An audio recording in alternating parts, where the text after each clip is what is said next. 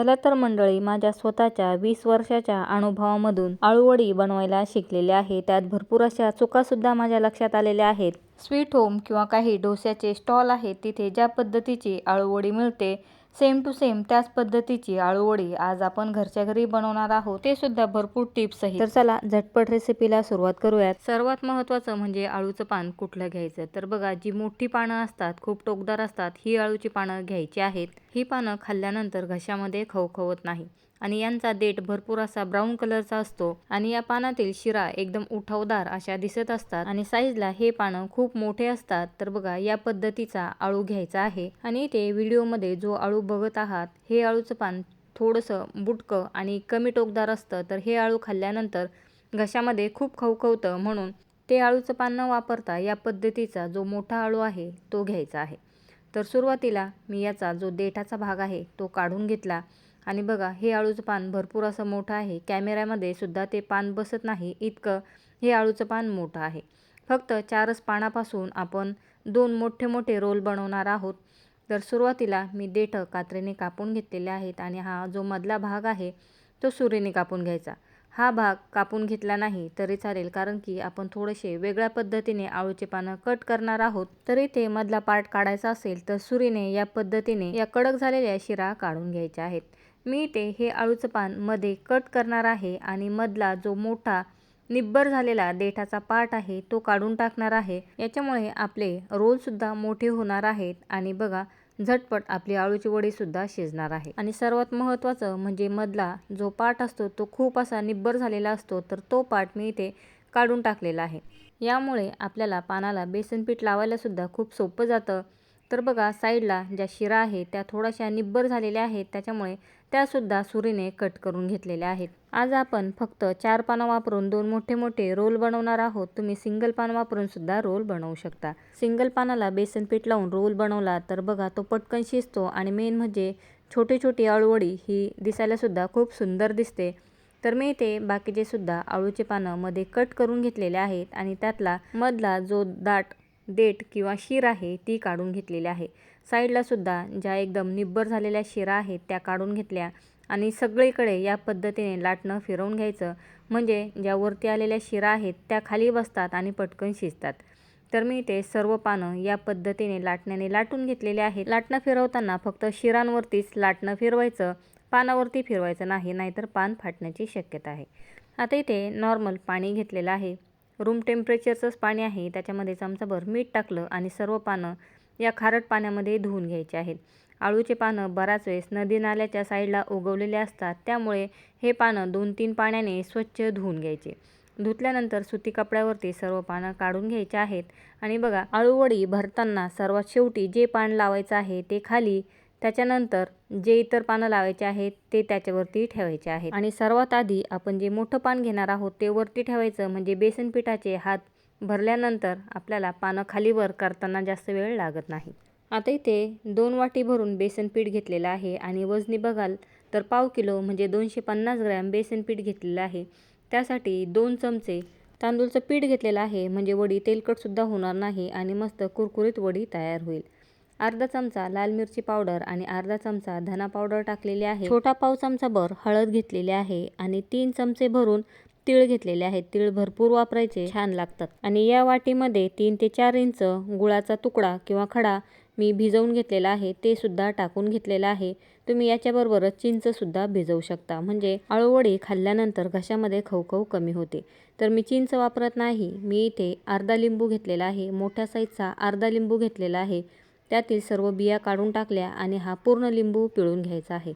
चमच्याने जर मोजून घेतलं तर 4 चमचे लिंबूचा रस घ्यायचा आहे. एकदा आळूवडीमध्ये लिंबू टाकून बघा, अजिबात वडी खाल्ल्यानंतर घशामध्ये खवखवत नाही. संपूर्ण लिंबू इथे पिळून घेतलेला आहे. कुठेही हिरवी मिरची, कोथिंबीर किंवा कुठलं वाटण आपण वापरलेलं नाही, त्याच्यामुळे अतिशय झटपट ही वडी बनवून तयार होते. आता थोडं थोडं पाणी टाकत घट्टसर मिश्रण तयार करायचं आहे. तर बघा, मी इथे थोडं थोडं पाणी टाकत या पद्धतीने बेसन पीठ लावून घेतलेलं आहे. अजिबात हे पीठ पातळ करायचं नाही, नाहीतर तळल्यानंतर आळूवडी खूप तेलकट होते. एकदम घट्टसर आपण इथे पीठ लावून घेतलेलं आहे. पीठ एखाद्या वाटीमध्ये लावून घ्यायचं, म्हणजे ज्यावेळेस आपल्याला हाताचं पीठ काढायचं असेल त्यावेळेस या पद्धतीने हाताचं पीठ आपण झटपट काढून घेऊ शकतो आणि आपले हात पटकन क्लीन होतात.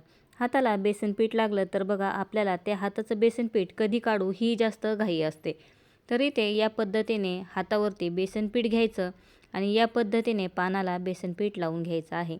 पानाला बेसन पीठ लावताना दुसऱ्या हाताने पान दाबून ठेवायचं आणि जिथे दाबून ठेवलेलं आहे तिथूनच बेसन पीठ लावायला सुरुवात करायची आहे.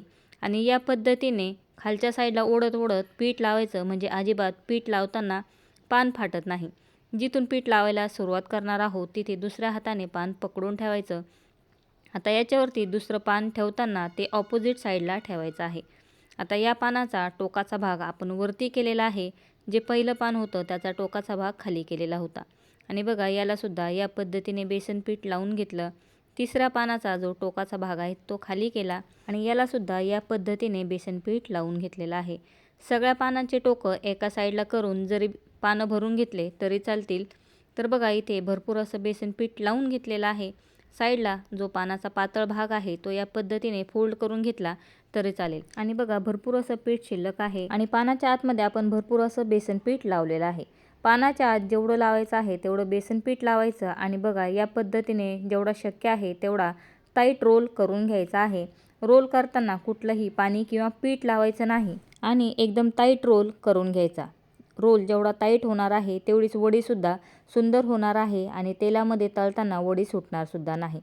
तर बघा इथे या पद्धतीने रोल करून घेतलेला आहे आणि बघत असाल आपण पानमध्ये कट केलेलं होतं तरीसुद्धा किती सुंदर रोल तयार झालेला आहे. आता ज्या भांड्यामध्ये रोल ठेवायचे आहेत त्याला खाली तेल लावून घेतलं म्हणजे पान खाली चिटकणार नाही. दुसरासुद्धा रोल बनवून घेतलेला आहे. तर बघा पान आपण मध्ये कट केलेले आहे त्याच्यामुळे एकदम झटपट 2 मोठे मोठे रोल तयार झालेले आहेत.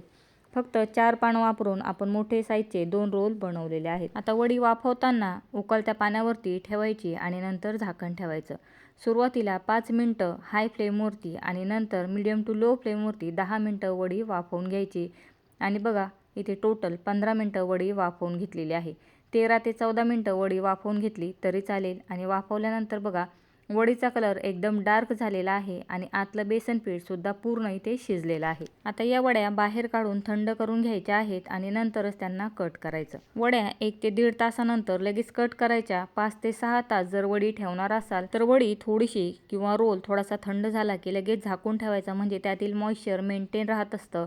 आणि जर खूप वेळ जर तुम्ही हे रोल उघडे ठेवले तर मग आपण लावलेलं बेसन पीठ आणि तांदूळचं पीठ खूप असं ड्राय होतं आणि नंतर त्या वड्या तळताना तेलामध्ये तुटत असतात. म्हणून रोल थंड झाला की लगेच कापून त्याच्या वड्या तळून घ्यायच्या. जास्त वेळ ठेवायच्या असतील तर एखाद्या हवाबंद डब्यामध्ये भरून ठेवायच्या आहे. आणि वडी कट करताना गरम गरम सुद्धा कट करायची नाही, रोल थंड झाल्यानंतरच कट करायचे आहे. तर चला हे रोल सुद्धा थंड झालेले आहेत. सुरुवातीची एक वडी ती पोकळ निघत असते कारण की पानांचा जो लहान मोठा भाग असतो तिथे टाईट रोल तयार झालेला नसतो.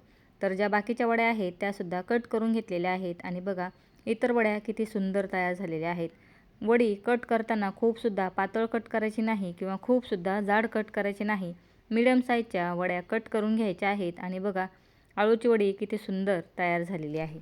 आता या पद्धतीने कापलेल्या वड्यासुद्धा एखाद्या डब्यामध्ये भरून ठेवू शकता. फक्त ज्यावेळेस वड्या तळायच्या आहेत त्याच्या 1 तास अगोदर वडी किंवा रोल फ्रीजमधून बाहेर काढून ठेवायचा आहे. आता हा रोल मी नंतर तळणार आहे. आता तळताना एकदम गरम तेलामध्ये या वड्या टाकायच्या आहेत. फक्त खूप धुवादारसुद्धा गरम तेल करायचं नाही. इथे तेलाचे बबल्स बघून तुमच्या लक्षात आलं असेल तेल चांगलं गरम झालेलं आहे. कमी गरम तेलामध्ये वड्या टाकल्या तर वड्या खूप तेलकट होतात. तेल गरम आहे आणि गॅसची फ्लेमसुद्धा हाय ठेवलेली आहे. वड्यांना थोडासा लाल कलर आला की लगेच गॅसची फ्लेम मीडियम टू लो करायची आणि आतपर्यंत खमंग खरपूस अशा वड्या तळून घ्यायच्या आहेत. आपण या वडींमध्ये गूळ वापरलेला आहे त्याच्यामुळे या वड्या लवकर लाल होतात. म्हणून थोड्याशा लाल झाल्या की लगेच गॅसची फ्लेम मीडियम टू लो करून आतपर्यंत वड्या तळून घ्यायच्या आहेत. तर इथे बघा कुठलीही वडी तेलामध्ये तळताना सुटलेली नाही आणि मस्त ब्राऊन कलर येईपर्यंत वड्या तळून घेतलेल्या आहेत. याच पद्धतीने बाकीच्या वड्यासुद्धा मी तळून घेतलेल्या आहेत आणि बघा किती सुंदर आपली आळू वडी तयार झालेली आहे. भरपूर लेयर्स पडलेले आहेत आणि कुठेही वडी तुटलेली नाही. फक्त माझा मुलगा वड्या घेऊन पळत होता म्हणून त्याला म्हटलं मला व्हिडिओ घेऊ दे, नंतर तू वड्या खाऊ शकतो, तर तू व्हिडिओसाठी दुसऱ्या वड्या तळ असं तो म्हणत होता. तर बघा, या पद्धतीने खमंग खुसखुशीत वड्या तयार झालेल्या आहेत. नक्की या पद्धतीने वडी बनवून बघा. पहिल्याच प्रयत्नात परफेक्ट वड्या बनवून तयार होतील आणि आळूवडी खाल्ल्यानंतर घशामध्ये खवखव सुद्धा होणार नाही. ट्राय करून बघा. व्हिडिओ आवडला तर व्हिडिओला लाईक करायला, चॅनलला सबस्क्राईब करायला विसरू नका. व्हिडिओ बघितल्याबद्दल धन्यवाद.